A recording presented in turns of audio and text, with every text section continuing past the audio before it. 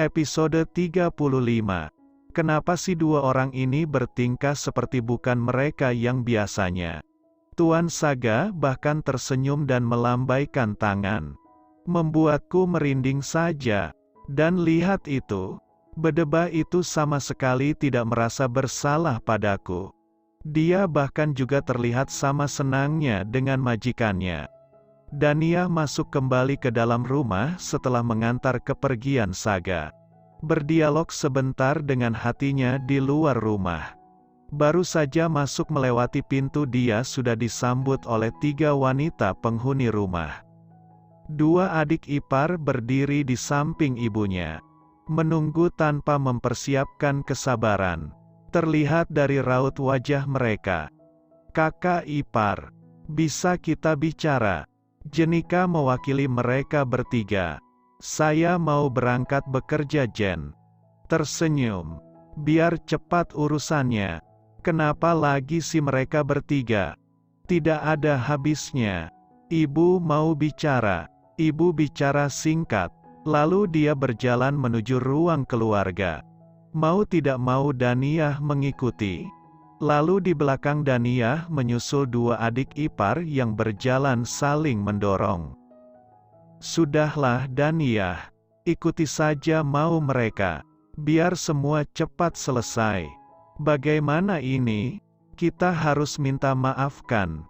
Sofia mendorong tubuh Jenika dengan lengannya. Masih berjalan mengekor ibu dan Daniah. Kita kan sering kurang ajar sama kakak ipar. Sophie diam. Kita kan sedang mencari tahu kebenaran. Sikap kita akan ditentukan dari jawaban kakak ipar nanti. Jenika menghardik supaya Sofia menutup mulutnya. Ibu sudah duduk. Dania juga demikian. Sementara Jenika dan Sofia memilih berdiri tidak jauh dari mereka. Tetap bisa mendengar pembicaraan ibu dan Dania. Tapi tidak mau terlibat langsung dengan kejadian apapun yang bakal berlangsung. Mencari aman. Ada apa, Bu? Daniah membuka pembicaraan setelah ibu hanya memandangnya. Sepertinya ibu sedang menganalisis dan mengamatinya. Bagaimana hubunganmu dengan Saga? Kenapa ini? Apa ibu menyadari tanda merah di leherku? Sial, sudah pasti dia menyadari perubahan tingkah anaknya kan. Apalagi tadi Tuan Saga bahkan menggandengku. Dan mengusap saus di bibirku. Apa maksud ibu? Apa saya melayani Tuan Saga dengan baik? Ibu tidak usah risau, saya tahu kewajiban saya pada Tuan Saga. Saya menjalankan kewajiban saya pada Tuan Saga sebagai istrinya dengan baik. Yang dimaksud melayaninya dari dia bangun tidur, menyiapkan air untuknya mandi, membantunya memakai sepatu sampai melayaninya makan. Itu kan maksudnya. Apa kamu bermimpi bisa menggantikan posisi Helena? Sampai hari ini kamu tahu kan? Bahwa aku tidak mengakuimu sebagai menantuku. Akhirnya kata-kata ibu yang ingin ia lontarkan pada Daniah saat pertama kali masuk ke rumah ini keluar juga. Selama ini dia menahannya. Karena berpikir umur pernikahan anaknya dengan gadis kampungan bernama Daniah tidak akan seumur jagung. Tapi, setelah hari ini sepertinya diamnya selama ini adalah kesalahan. Lelahnya, kenapa ibu mencercaku sih? Katakan itu pada Tuan Saga. Dia rajanya, yang menentukan hidup dan keluarnya aku dari rumah ini. Saya tahu, Bu.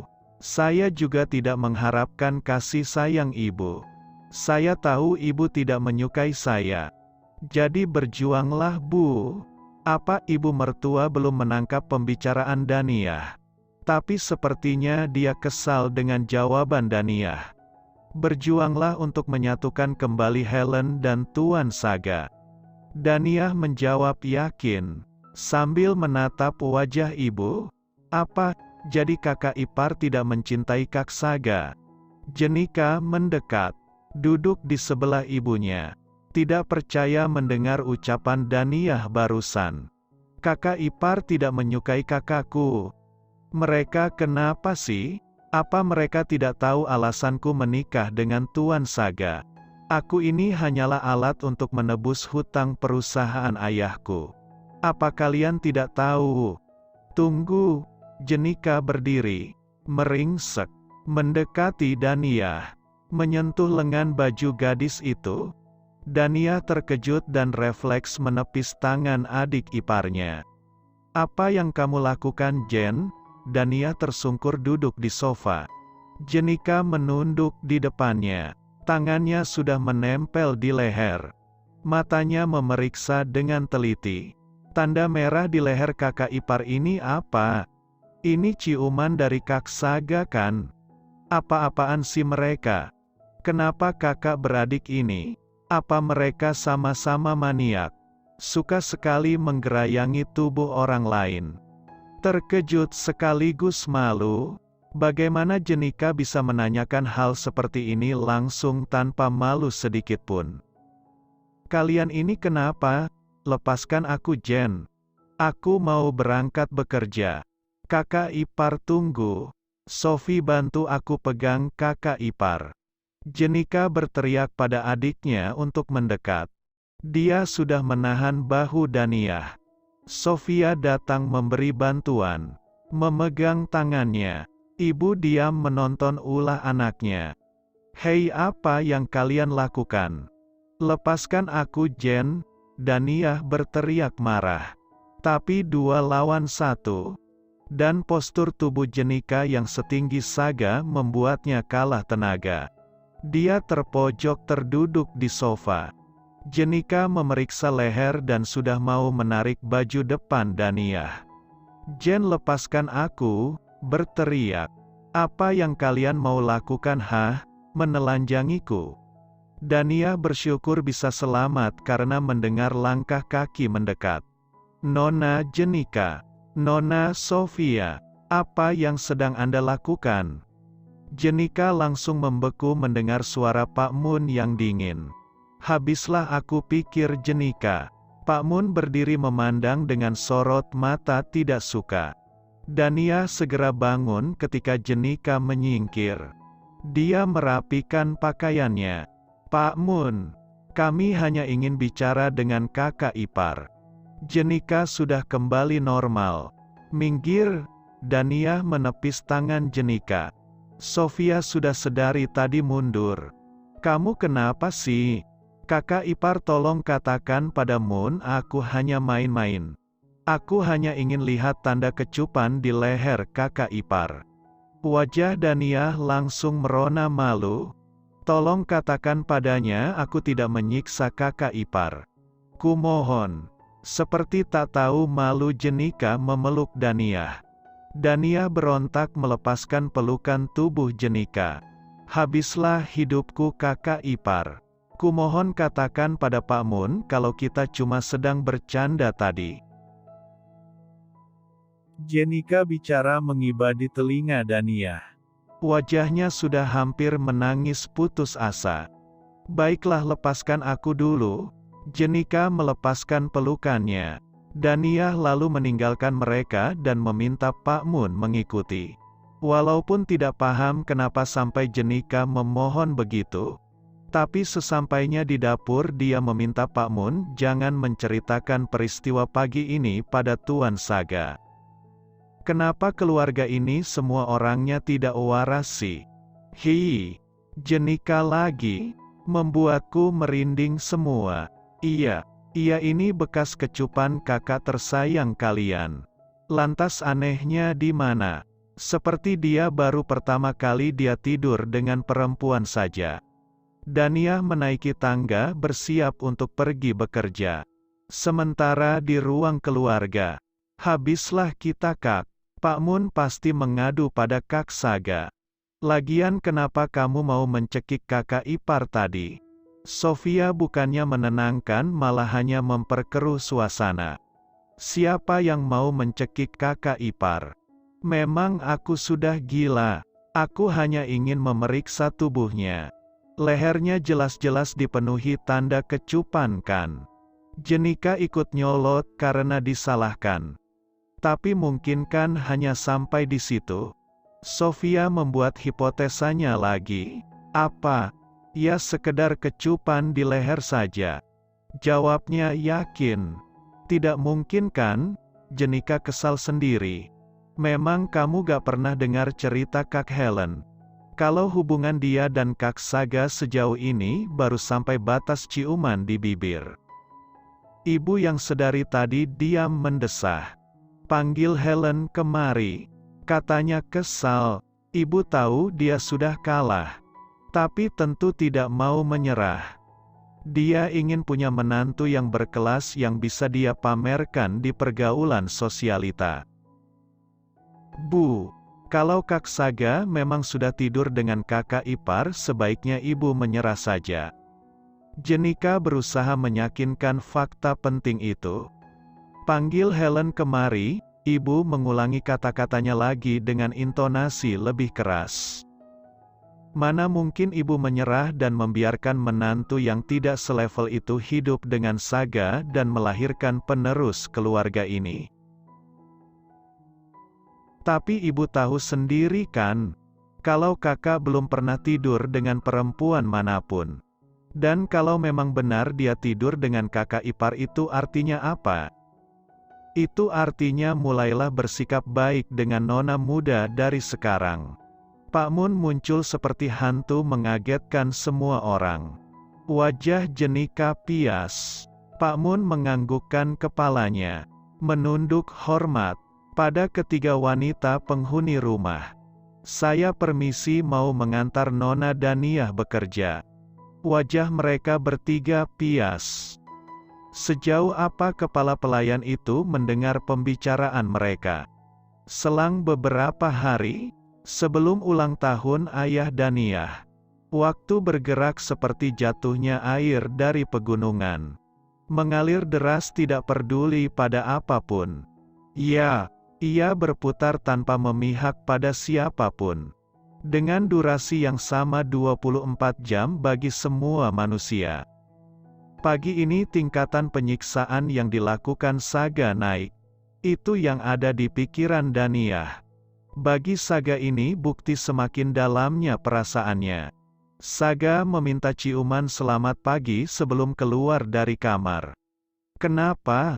Tidak mau? Jari telunjuk Saga sudah menunjuk kening Daniah. Membuatnya terdorong mundur selangkah. Daniah tersenyum ceria. Akting. Tentu saja saya senang sekali suamiku. Ciuman selamat pagi di pagi hari?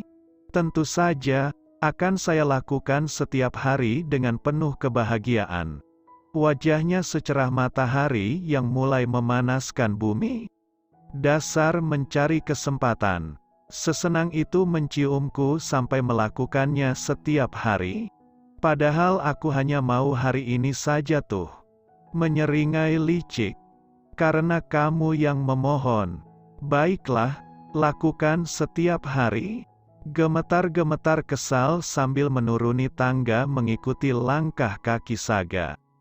Sambil memaki, Daniah melajukan mobilnya dengan perlahan.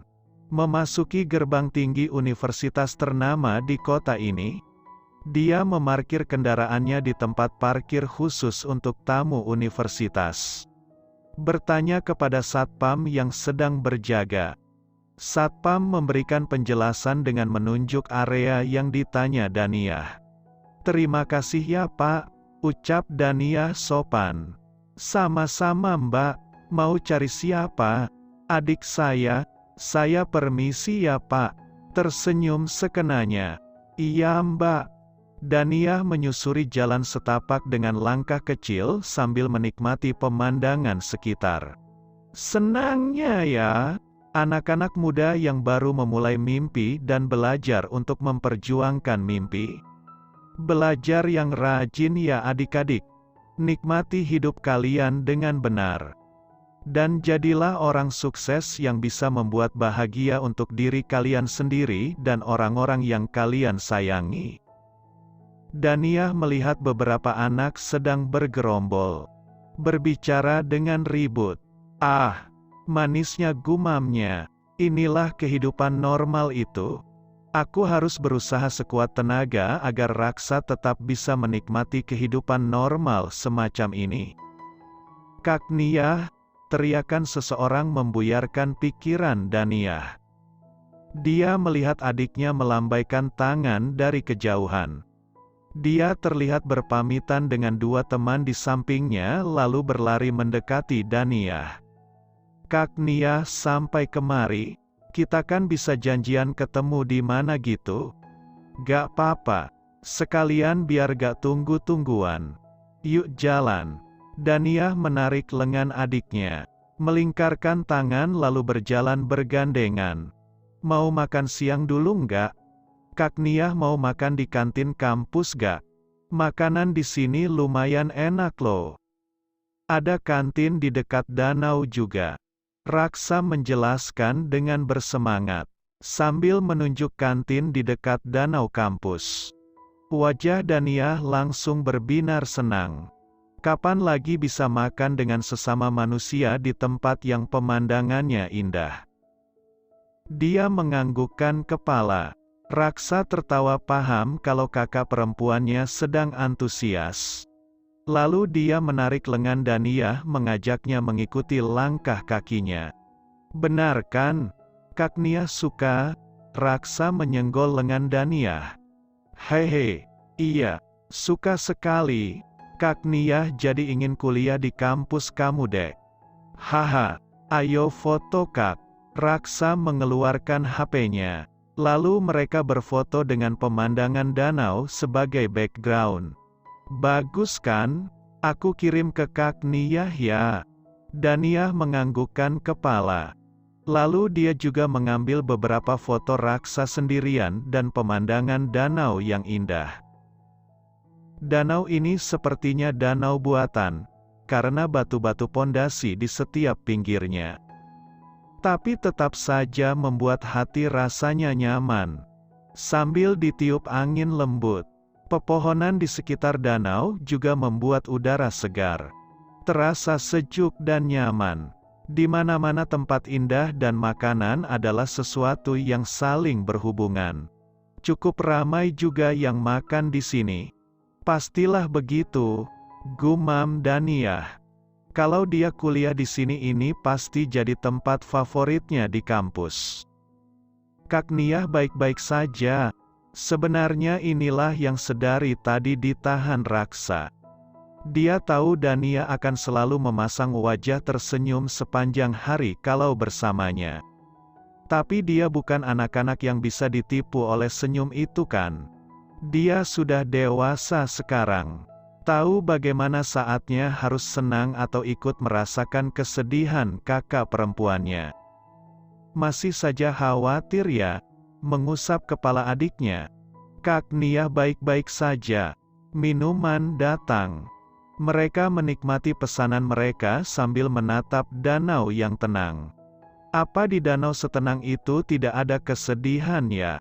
Apa semua makhluk penghuninya benar-benar hidup damai setenang permukaan air itu? Kak, kenapa aku menjawab dengan kalimat keramat Tuan Saga? Saking seringnya aku mendengar kata itu sampai spontan terucap. Ayah sangat kesal saat tahu aku tidak mau magang di perusahaan.